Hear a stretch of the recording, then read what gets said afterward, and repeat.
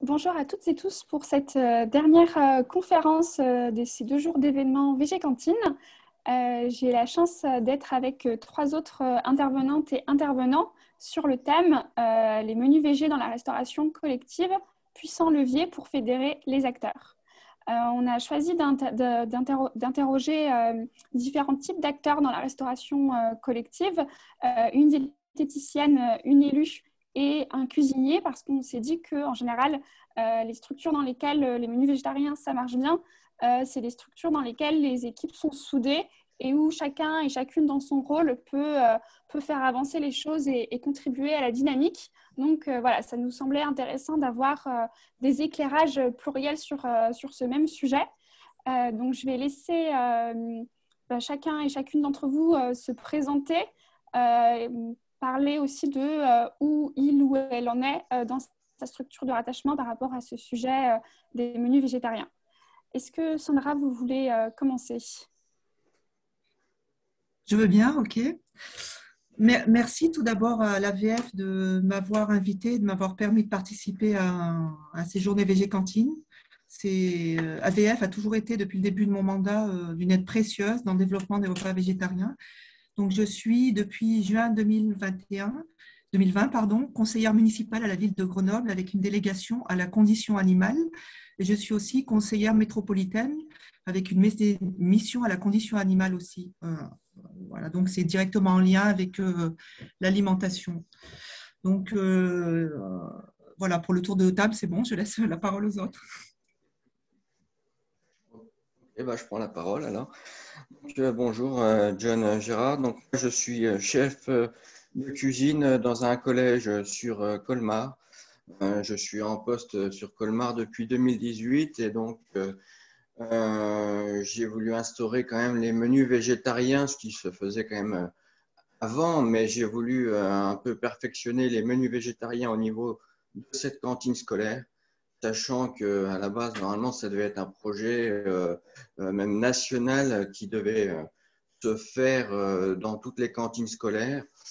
Donc, moi, j'ai voulu faire ça dès le début et puis habituer à tous les élèves, même les adultes, de goûter aux plats végétariens en essayant de varier au maximum le plus possible. Voilà, je vais laisser la parole à Justine, qu'elle se présente et puis on verra après. Merci beaucoup. Donc, je suis contente d'être ici avec vous aujourd'hui. Donc, pour me présenter, Justine Damani, donc je suis diététicienne de formation. J'ai un diplôme d'ingénieur nutritionniste avec une spécialisation en alimentation durable.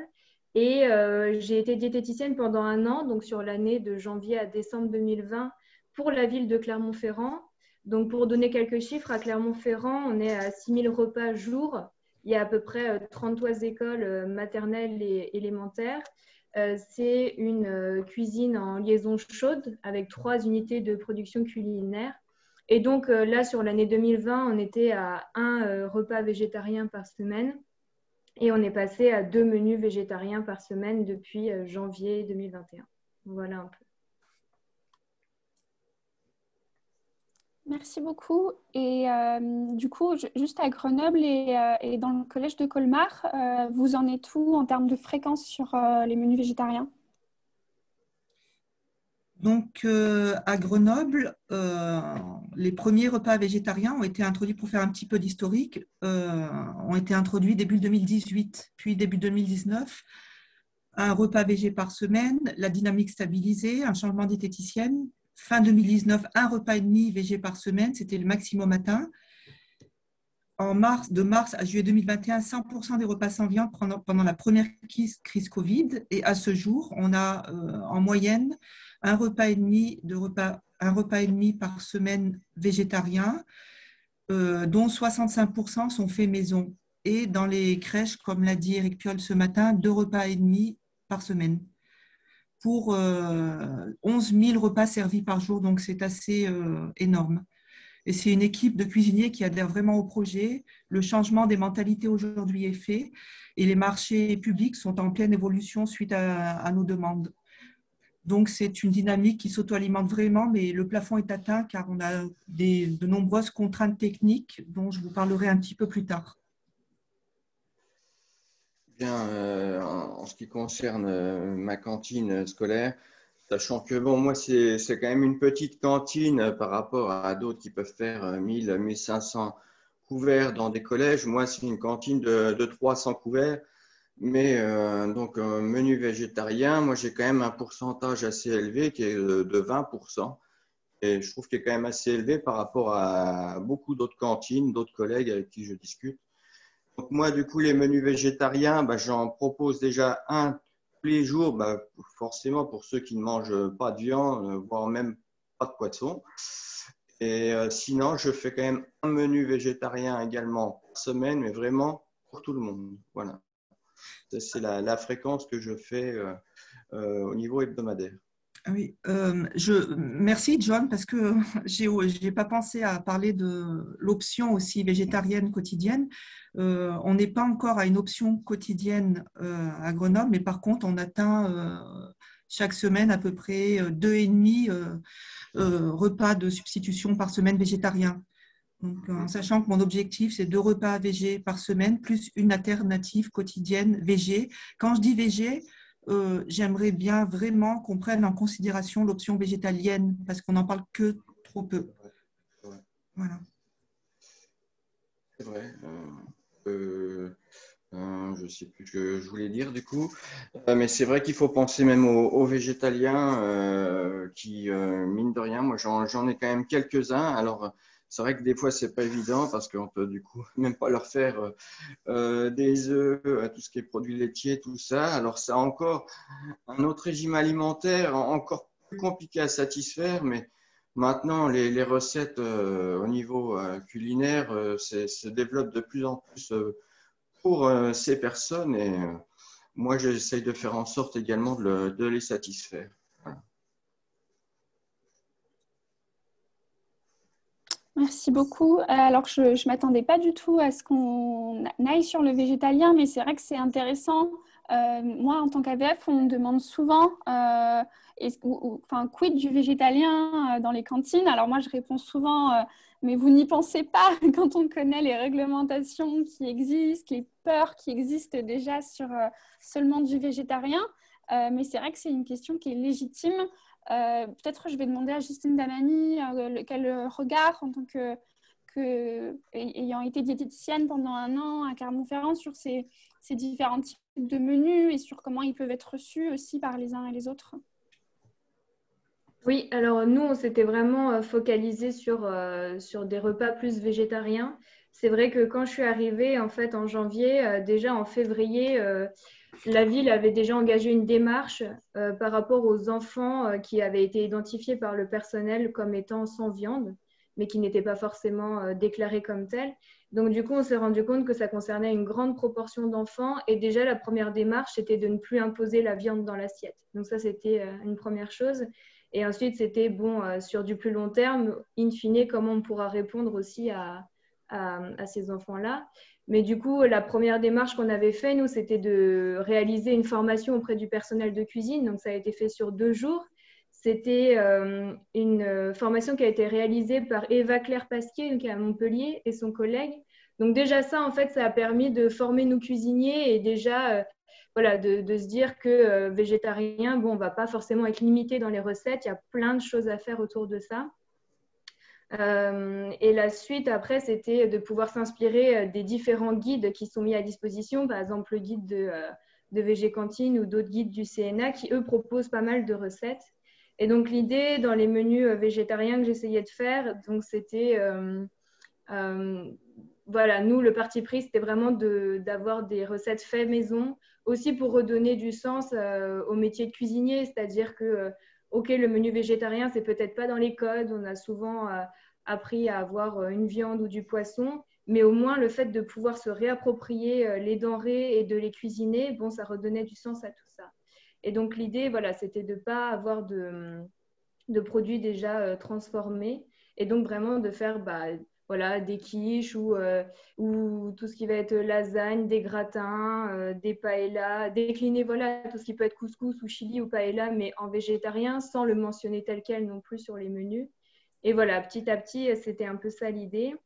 Et moi, du coup, j'ai quitté la collectivité fin décembre, mais au moment de passer à 2 menus végétariens par semaine, là, j'avais fait les menus de janvier jusqu'à juin 2021.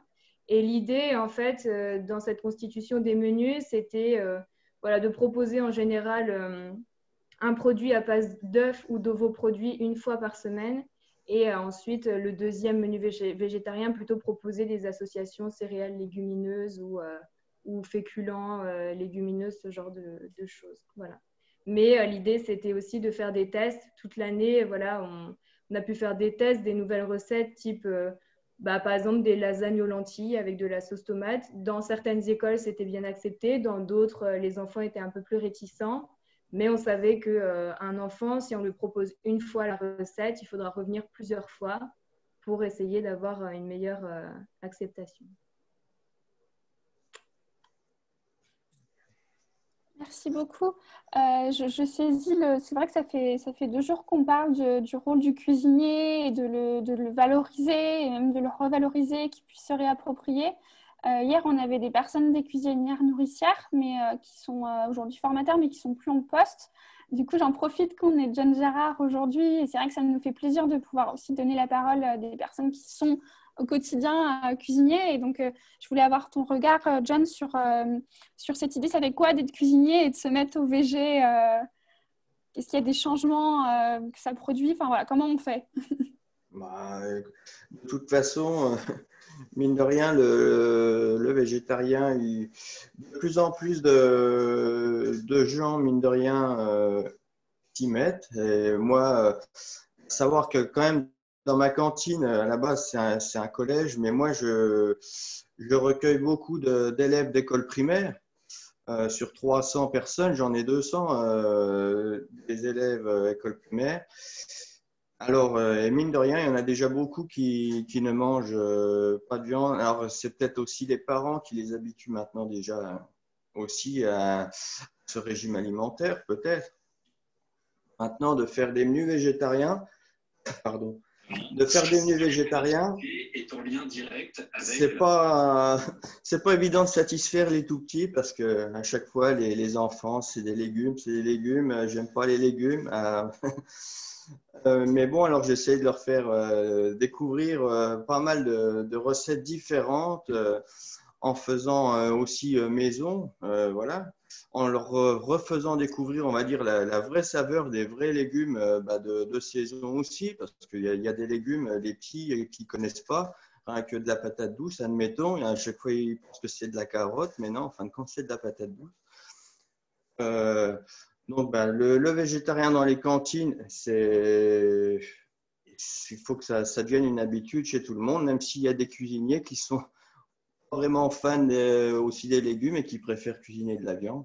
Mais pour moi, ça n'a pas été difficile d'instaurer ça, cette cantine scolaire. Maintenant, c'est aux élèves, même aux adultes, hein, des fois, de s'y habituer aussi, de s'y faire, de manger un menu végétarien une fois par semaine. On ne leur demande pas non plus la misère. Hein. Je pense que c'est faisable pour tout le monde. Et puis, c'est aussi un bien-être pour la santé. Quand je leur dis ça, il y a des adultes, ils ont du mal à me croire. Mais moi, je leur dis, mais si, c'est bien que c'est aussi pour notre bien-être à nous, à la base, de faire ça. Hein. C'est pas pour vous priver de viande. Hein. Donc, même les adultes, il faut les habituer. Hein. Il n'y a pas que les enfants. Hein. C'est vrai que ça revient souvent, ça. En fait, c'est les adultes qui sont les plus difficiles à convaincre. Les enfants, ils peuvent être très enthousiastes. Et du coup, je veux bien avoir votre témoignage à tous les trois sur comment on introduit ça par rapport aux enfants, parce qu'effectivement, avant Egalim, ils pouvaient être, ou avant les initiatives que vous avez prises les uns et les autres, ils pouvaient être habitués. Voilà, c'est viande ou poisson tous les jours, à la rigueur omelette. Et là, on casse un petit peu ce rythme monotone et on met un plat végétarien. Comment ça s'accompagne, comment on communique, avec quelle patience aussi. Voilà. Sandra, tu veux… Oui, je veux bien. Donc, pour ma part, en tant qu'élue, en fait, je travaille avec d'autres élus et avec les services de la ville.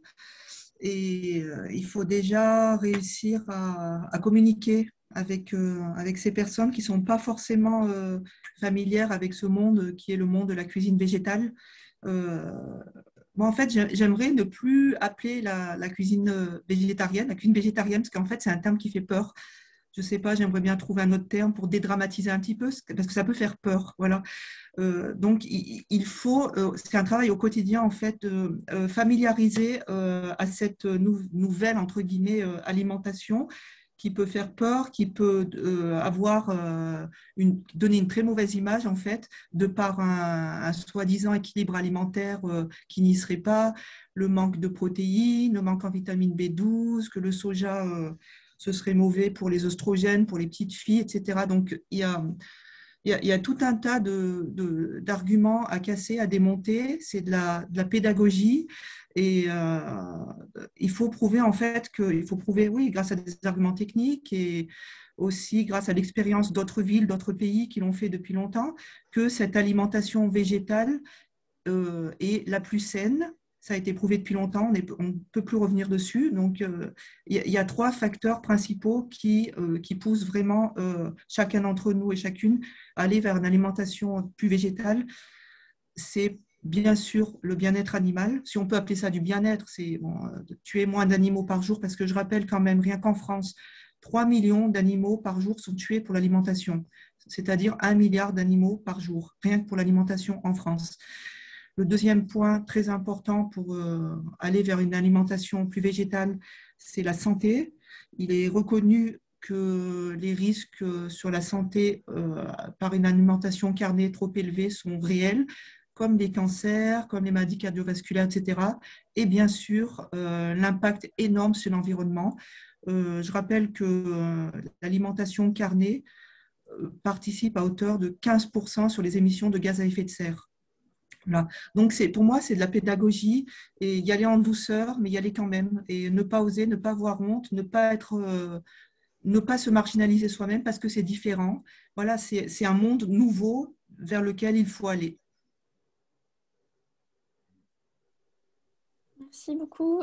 Et vous, John, quand vous avez introduit le menu du coup hebdomadaire pour tout le monde, comment ça s'est passé? Est-ce qu'il y a eu des réactions négatives? Comment ça a peut-être évolué en 2 ans? Quand je suis arrivé, il y en a beaucoup qui se sont dit, ça y est, on va commencer à manger végétarien 1 fois par semaine. C'est qui ce nouveau cuisinier? Il commence à nous ramener le végétarien, ça y est. Et bon, c'est quand même ma 3e année. Et puis, bon, mine de rien, les gens commencent à s'y faire, les petits comme les grands. Et puis, comme je dis toujours, il faut savoir varier les recettes au maximum, découvrir les recettes au maximum. Il n'y a pas que les omelettes pour manger végétarien, il y a plein d'autres choses. Sachant qu'en plus, comme je répète, moi je fais quand même essentiellement des produits maison. Donc, les plats et les saveurs sont complètement différents. Avec des fois, il y a des produits qu'on achète, des produits végétariens tout prêts, qui par contre, là, c'est vrai que ça donne moins envie d'en manger régulièrement, quoi. Donc voilà, il faut dire quand même ce qui est. Rien que le fait maison, et ça même pour un restaurateur, hein, ça, il ne dira pas le contraire. Donc c'est sûr qu'au début, c'est surprenant. Il y en a qui disent ouais, je ne vais pas manger végétarien, je vais arrêter de manger à la cantine. Puis tout compte fait, et au bout de 3 ans, ils sont encore là. Et maintenant, ils ne se plaignent plus. Donc c'est déjà une bonne chose. J'ai déjà gagné quelques points. Voilà. Merci beaucoup. Et même question pour Justine, et j'irai même plus loin. Là, le Clermont-Ferrand est à 2 menus. On se dit, oh là là, il y a déjà eu des réticences, 2 menus. Est-ce que les parents ont crié au scandale ou est-ce qu'au contraire, ils étaient ravis? Comment ça s'est passé? Alors de mon côté, j'ai pas eu, comme j'ai quitté en fait la collectivité vraiment au moment où ça a été mis en place, j'ai pas pu avoir vraiment tous les retours ou comment ça a été perçu, reçu par l'ensemble en fait des personnes parce que c'est vrai que là, par exemple, on parlait justement des cuisiniers, mais pour moi, il y a tout un travail en amont pour essayer d'avoir d'entraîner tout le monde avec soi en fait dans ce changement. C'est aussi bien les cuisiniers certes, mais aussi tout le personnel technique, tous les agents de restauration scolaire, tout le personnel d'animation. Et si en fait toutes ces personnes-là sont réticentes à la mise en place du menu végétarien, du coup, voilà, ça sera compliqué. Donc pour moi, voilà, il y a toutes les cibles à toucher, le personnel, les enfants et les parents. Donc c'est comment en fait comment on adresse des messages clairs à ces différentes cibles pour qu'elles puissent vraiment accepter et comprendre les enjeux en fait des menus végétariens, quoi.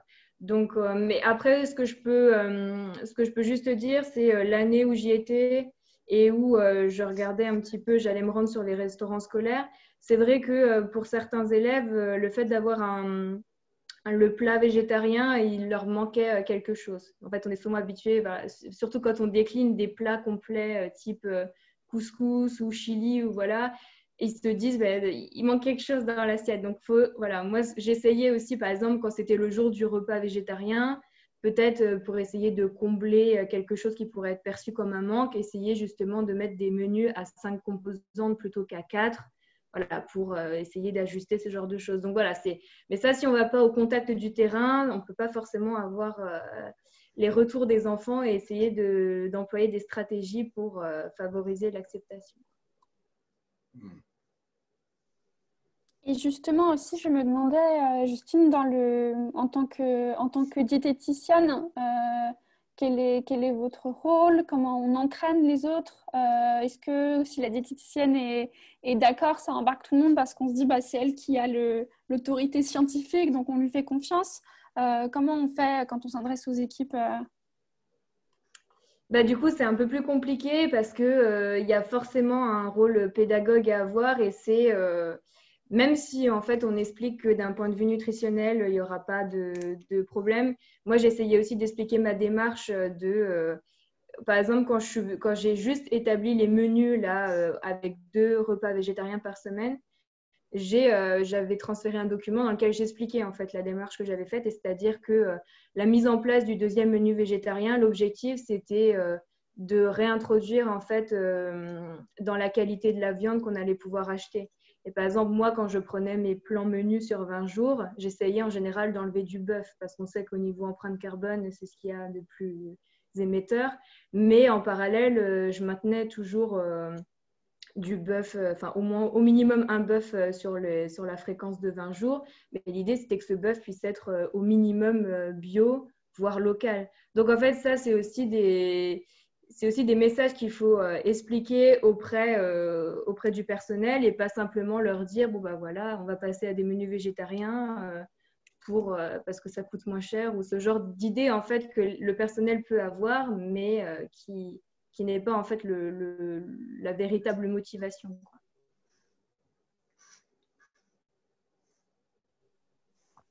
Merci. Du coup, John, dans le collège, je pense que vous avez un petit peu plus d'autonomie sur les commandes. Est-ce que tu peux confirmer comment ça peut changer aussi la manière dont on fait ses achats, de passer à une option végétarienne quotidienne? Bien, pour savoir que dans une cantine, pour être vraiment, essayer d'être assez clair, déjà on a un budget journalier à respecter normalement pour notre menu. À savoir que moi, par exemple, après c'est peut-être pas tous les collèges, mais nous en Alsace, là le budget, il est, allez, je vais dire de 2,20 pour pas être trop. Normalement, ça peut être un petit peu plus. Sachant que maintenant, moi, je fais donc un menu végétarien par semaine pour tout le monde. Comme dit Justine, c'est vrai que l'avantage, c'est que, on va dire, ça réduit quand même un petit peu les coûts en moyenne, on va dire, mine de rien, c'est vrai. Mais par contre, je n'hésiterai pas à mettre justement la qualité au niveau de la viande, voire même du poisson, hein, mais au niveau de la viande, puisque on a des objectifs à réaliser d'ici 2022, c'est de travailler 20% de produits bio dans toutes les cantines scolaires et même 50% en produits locaux. Et si on veut faire travailler tout ce qui est producteurs régionaux et locaux, alors c'est vrai que des fois les producteurs, quand on achète chez le petit fermier, tout ça, c'est forcément des fois un petit peu plus cher, mais au moins on sait déjà les produits fermiers, on sait ce qu'on mange, c'est bio, il n'y a pas de tout ce qui est pesticides, tout ça. Et il y a aussi la qualité quand même dans l'assiette. Donc voilà, après au niveau des commandes, j'essaye de travailler beaucoup les produits bio et locaux de la région pour tout ce qui est fruits et légumes. Alors après, c'est sûr qu'il y a des légumes qui ne seront pas alsaciens, ça faut bien s'en douter, mais voilà, on essaye d'en faire le maximum possible et c'est l'objectif normalement que toutes les cantines devront faire au niveau national. Ce n'est pas que régional, c'est national. Merci. On voulait justement vous poser une question sur quid des agriculteurs. Là, on a essayé de vous inviter parce que vous représentez chacun un acteur clé dans le dispositif, mais on sait aussi que dans ces projets-là, il y a aussi une envie d'inclure plus l'amont et les agriculteurs. Est-ce que vous, dans vos structures, il y a ce travail-là aussi d'approvisionnement local ou d'aider des agriculteurs à se convertir au bio? Comment ça se passe les relations avec l'amont? Je vais te donner la parole, Sandra. Oui.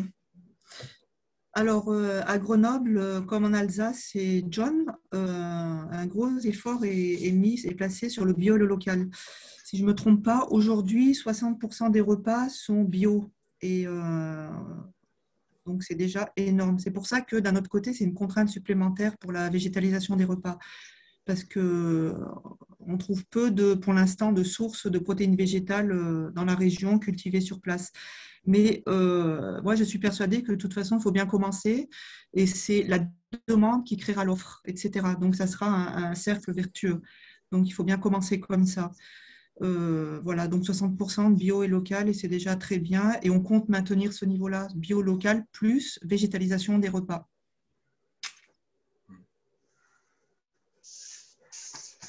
Du coup, je vais laisser la parole à Justine et je rajoute une question. C'est intéressant parce que souvent, on dit que le menu végétarien, ça permet d'aller plus loin sur le bio avec la question du prix.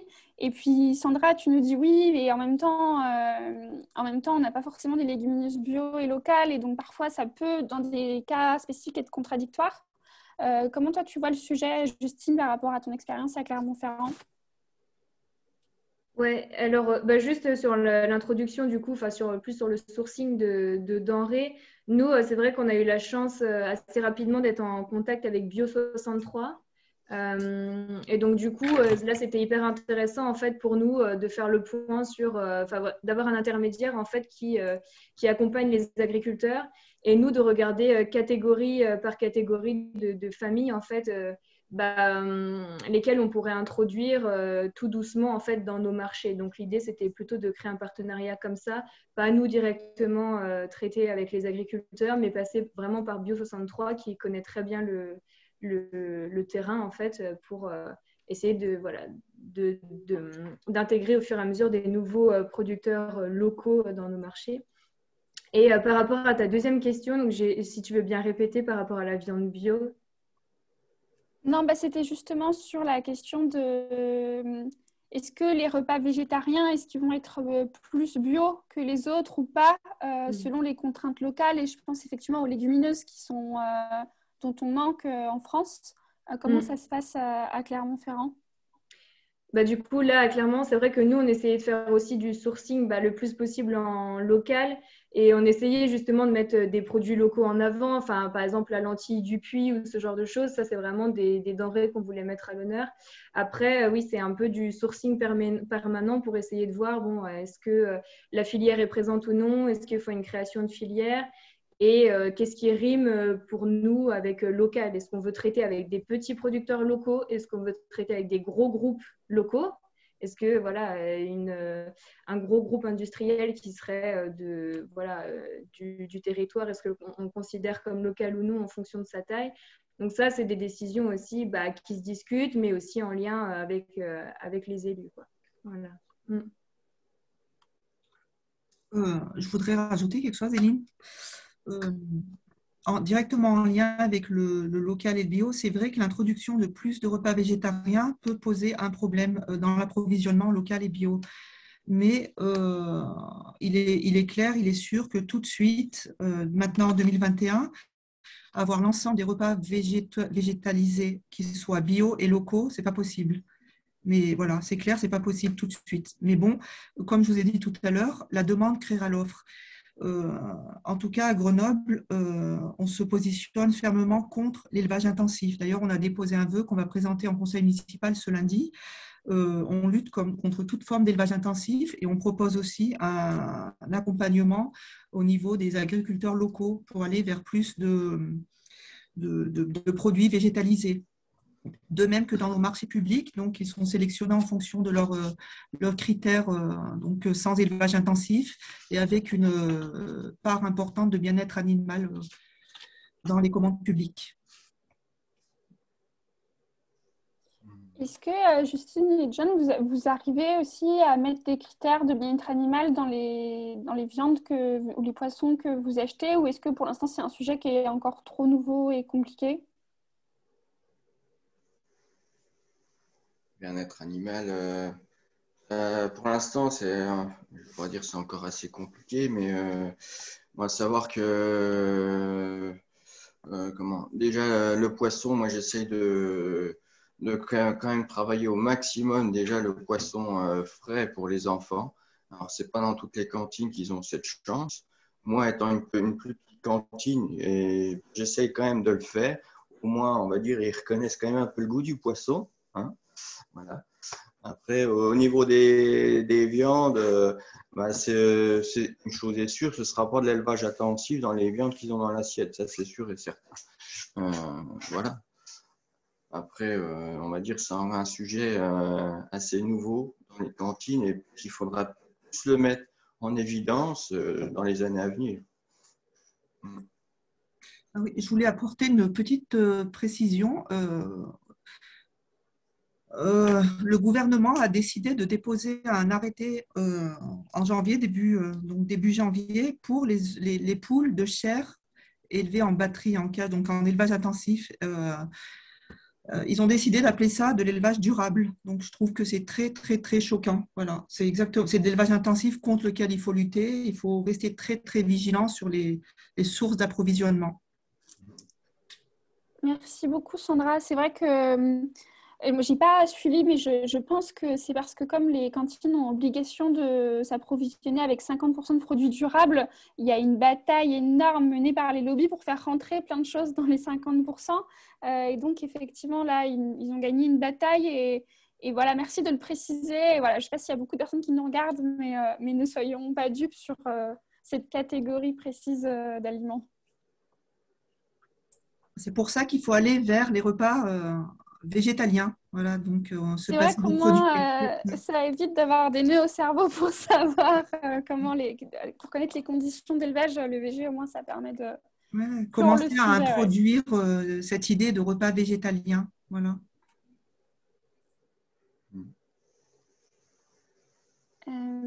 Merci beaucoup. Et Justine, est-ce que tu voulais rebondir sur cette question des critères de bien-être animal ou est-ce que ça Oui. rentre dans... Ouais. Moi, c'est vrai que c'est pas quelque chose, comment dire, qu'on pouvait forcément, sur lequel on pouvait avoir vraiment voilà, des données là-dessus. C'est vrai que nous, les viandes, on essayait un maximum qu'elles soient d'origine française et ça, on s'assurait auprès du fournisseur si la viande était française ou non, parce que c'est vrai qu'on a aussi obligation de l'afficher sur les menus, donc si elle était française, on l'affichait. Et après, voilà, je trouve que c'est la multiplicité des labels et comment dire, leur validation. Par exemple, voilà, on pouvait très bien prendre du poisson labellisé MSC. Qu'est-ce qu'il y a derrière ce label? Ça a été très controversé l'année dernière. Donc, et de même pour les viandes, en fait, on se retrouvait avec beaucoup de labels en face de nous. C'est-à-dire, voilà, si on voulait du poulet, est-ce qu'il y en avait qui étaient label rouge? Est-ce qu'on favorise le bio? Est-ce qu'on favorise le local? Pareil, est-ce que le label haute valeur environnementale a un réel, voilà, qu'est-ce qu'il y a derrière? Donc, c'est vrai que ça nécessite en fait à chaque fois de creuser ce qu'il y a derrière les labels et quelles sont vraiment les conditions et quel est le cahier des charges, quoi. Donc, ça, c'est des choses, je pense enfin voilà, moi, j'ai pas été là, par exemple, dans la constitution des marchés publics, mais je pense que c'est quelque chose qui est vraiment bien fait au moment des marchés publics. Mais c'est vrai qu'après, sur les les années à venir, 2, 3, 4 ans, je pense qu'il va falloir renforcer aussi ces critères-là dans les marchés publics. À savoir que dans les cantines, on nous demande de plus en plus, ils appellent ça des signes officiels de qualité. Donc, ils nous demandent de plus en plus de travailler justement avec ces produits-là. Donc, ça peut être du label rouge, ça peut être du produit fermier, ça peut être du produit bio, ça peut être du poisson MSC aussi. Voilà, on nous suggère et recommande fortement de travailler de plus en plus ces produits-là dans les cantines scolaires. Merci beaucoup. On a une question alors sur un autre sujet, mais voilà, je vous la pose. Quelqu'un qui demande, est-ce qu'il y a des difficultés particulières pour se comprendre entre élus et techniciens quand on met en place les menus végétariens et comment le fait d'arriver à parler plus ou moins le même langage peut aider à ce que le projet aboutisse dans de bonnes conditions?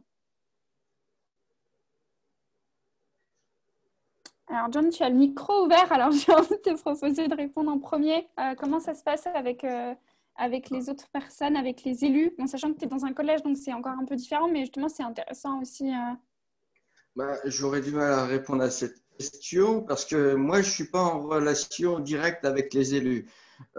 Si les élus doivent discuter au niveau des cantines scolaires, ils parleront, donc si c'est les collèges, déjà en priorité avec le conseil départemental. Et c'est le conseil départemental après qui nous donnera les consignes de faire. Si j'avais la chance de parler avec monsieur le maire et puis d'essayer de suggérer de faire du végétarien dans toutes les cantines, si j'avais la chance là, ce serait magnifique. Mais malheureusement, moi, j'ai pas mais je sais que beaucoup d'élus vont justement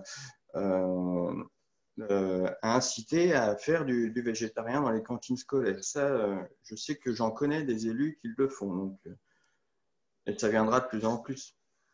Est-ce que tu penses que tu peux servir d'exemple dans le département, justement en se disant, avec des élus qui pourraient se dire, ben voilà, on connaît un cuisinier qui a pris cette initiative, ça montre que c'est possible? Est-ce que tu as Alors, des remontées je ne là-dessus? sais pas si des Alsaciens m'écoutent en tout cas, mais une chose est sûre, c'est que je vais être, j'en ai discuté un peu avec le conseil départemental en Alsace et je suis un des collèges qui fait le plus de bio et local. Et justement, ils m'ont demandé de refaire tous les calculs sur un mois, voilà, que je leur sors tous mes statistiques pour eux, je leur servirai un peu de modèle à ce niveau-là, au moins pour le 68.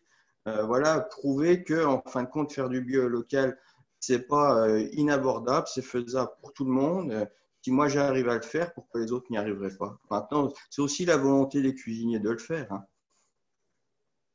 Ça aussi, c'est encore un autre domaine. Merci beaucoup. Justine, il me semble que dans ton cas, il y avait plutôt une synergie. Donc, c'est un témoignage qui est aussi intéressant de montrer, voilà, quand tout le monde est motivé, comment ça se passe. Si tu pouvais nous raconter un peu l'historique. Oui, ouais. Bah, c'est vrai que de mon côté, en fait, bon, c'était des conditions idéales parce que justement, avec l'élu en charge de la restauration scolaire, en fait, même vision commune. Donc, à partir de ce moment-là, c'est vrai qu'il n'y a aucun souci. Après, c'est plus voilà, au niveau des équipes techniques peut-être. Donc, je rappelle du côté voilà, des restaurants scolaires, du personnel technique et d'animation, où là, en fait, c'est un autre public, mais il faut peut-être avancer des arguments différents. Et en fait, le menu végétarien regroupe tellement d'arguments qui peuvent être mis en avant qu'il y en aura bien forcément un ou plusieurs qui vont toucher les gens. C'est-à-dire que si les personnes ne sont pas forcément sensibles à l'environnement, elles seront forcément peut-être sensibles à la justice sociale, au fait que ça pourrait permettre à plusieurs enfants d'avoir accès à la restauration collective. Enfin, à travers différents arguments, on peut essayer de convaincre et toucher différentes personnes. Mais c'est vrai que d'un point de vue relation élu et technicien, quand on va vers la même dynamique et qu'on a la même vision, là, c'est vraiment intéressant voilà, il n'y a pas de blocage et on peut vraiment avancer ensemble, quoi. Après, à nous d'entraîner les équipes avec nous aussi. Merci beaucoup. Et toi, Sandra, en tant qu'élue, parce que c'est vrai qu'en tant qu'élue, on est là pour avoir une vision, donner une direction, et puis derrière, parfois, il y a d'autres difficultés. Comment ça se passe pour toi? Donc, à Grenoble, aujourd'hui, donc on a à peu près un repas et demi VG par semaine et à peu près deux et demi options quotidiennes. C'était déjà un énorme effort qui avait été demandé au service de la restauration collective, en sachant qu'il n'y a pas forcément d'embauche, que les locaux n'ont pas été agrandis, c'est prévu d'ici 2025, que les budgets ne sont pas élargis pour autant. Donc, c'est un énorme effort personnel au niveau des salariés et des structures de cantines scolaires. Et moi, j'arrive, je leur demande d'aller plus loin aujourd'hui. Dans ce début de mandat, je leur ai demandé 2 repas VG plus l'alternative quotidienne VG. Donc, c'est encore un niveau supérieur. Donc, c'est encore des contraintes, encore un équilibre qui était enfin atteint et qui va bouger. C'est difficile. Bon, on a une diététicienne nous aussi à Grenoble qui fait son maximum. Mais bon, on rencontre beaucoup de contraintes parce qu'il faut réussir à marier toutes les demandes bio, locales. En plus, à Grenoble, on veut se passer de tout ce qui est plastique. Donc, il y a cette contrainte en plus qui se rajoute, tout arrive en même temps. Il y a aussi les règles à respecter d'obligation de manger 4 fois sur 20 repas, veau, agneau ou bœuf.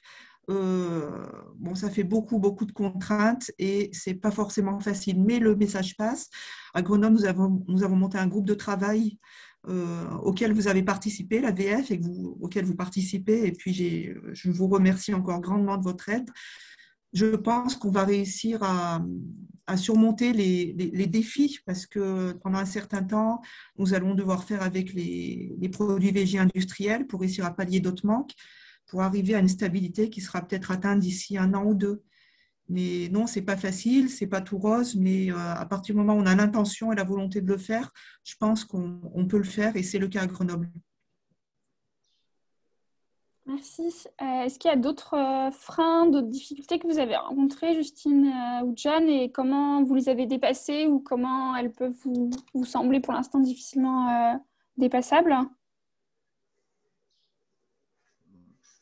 À savoir que pour faire le végétarien maintenant, c'est vrai qu'au début, on essaye toujours de travailler quand même avec les producteurs locaux, ça c'est sûr, on essaye de le faire. Après, c'est sûr que pour des cantines scolaires, des fois, les petits producteurs ne peuvent pas forcément répondre pour des fois des grandes quantités à faire. Voilà. Donc après, nous, on a aussi nos fournisseurs qui répondent à des offres, des marchés. Pour les cantines, donc on a un marché à chaque fois annuel et à chaque fois, il y a un fournisseur qui répondra le mieux forcément à la demande. Mais maintenant, moi, je suis en train de m'apercevoir que les fournisseurs sont quand même de plus en plus en train de se diversifier justement pour répondre à cette demande végétarienne. Là, je ne citerai pas de nom, mais j'ai remarqué que là, j'ai un fournisseur, il est maintenant, c'était des fruits et légumes. Bon, maintenant, ils font quand même pas mal de bio, c'est vrai. Et maintenant, c'est la première fois que je vois ça, ils sont en train de vendre des légumineuses, tout ce qui est lentilles, des pois cassés, tout ça. Et ça, je trouve que c'est bien, justement, c'est pour nous inciter déjà, eux, ils répondent à la demande qui est faite. Ils sont en train de s'apercevoir, je pense que les cantines ont cette demande-là. Et donc, tout ce qui est les légumineuses, là, ça permet même également, ça, pourquoi pas, de faire du végétalien. Et ça, c'est bien aussi. Voilà. Merci. Justine, est-ce que tu as un témoignage aussi? Ouais. Juste de mon côté, voilà, c'était plus comment amener ça en fait au niveau justement du personnel de terrain afin que que ces personnes-là soient vraiment des relais, des personnes relais, des médiateurs, des éducateurs aussi auprès des enfants.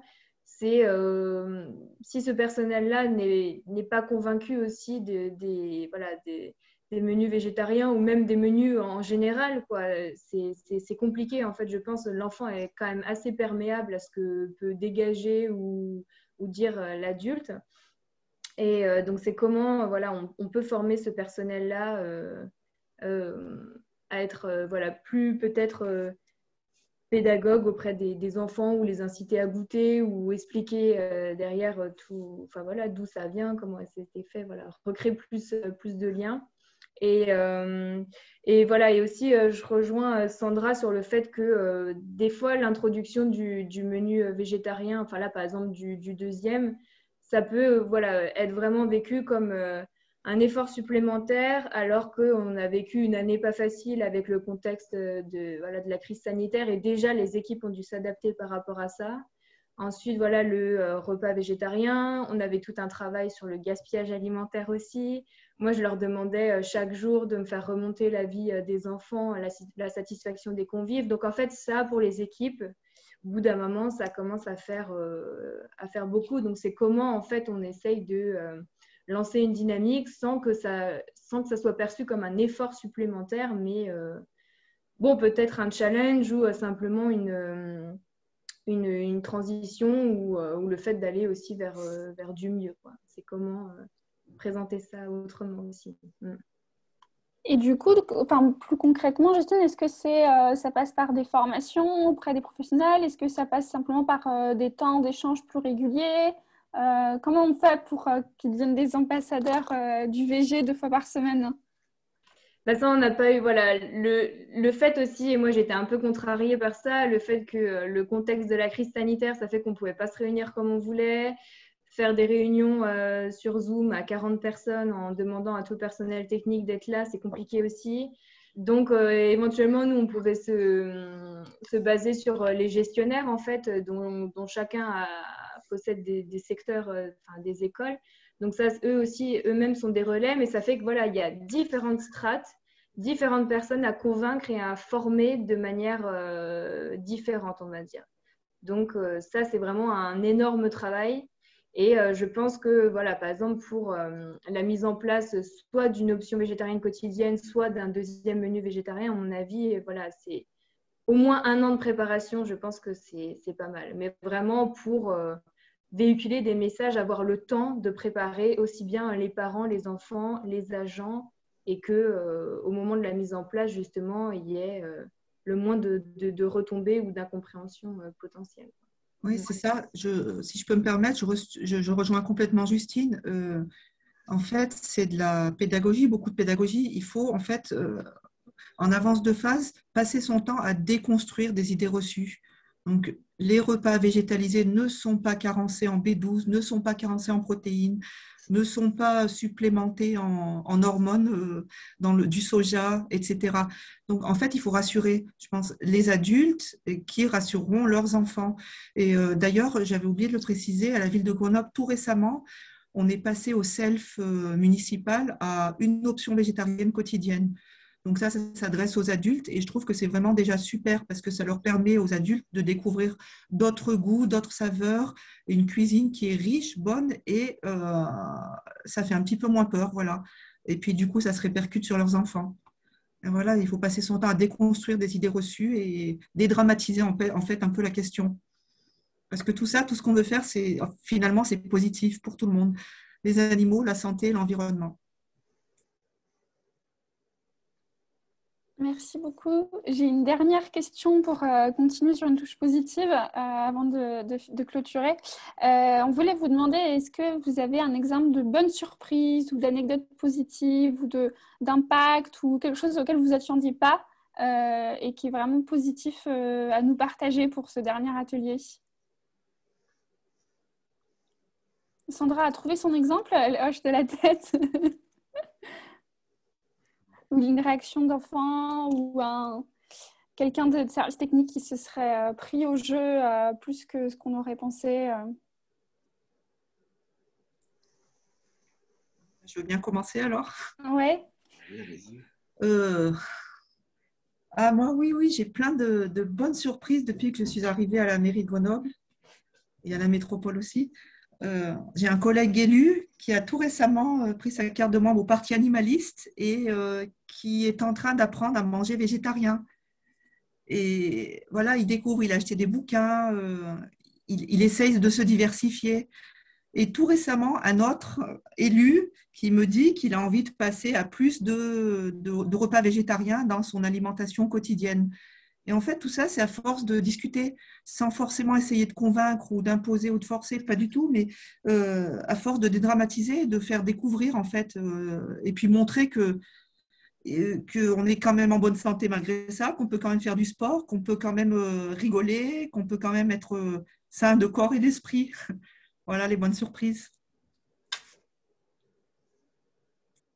Moi, la seule bonne surprise, parce qu'après, c'est vrai que je suis quand même plus en contact avec des élèves primaires que des collégiens.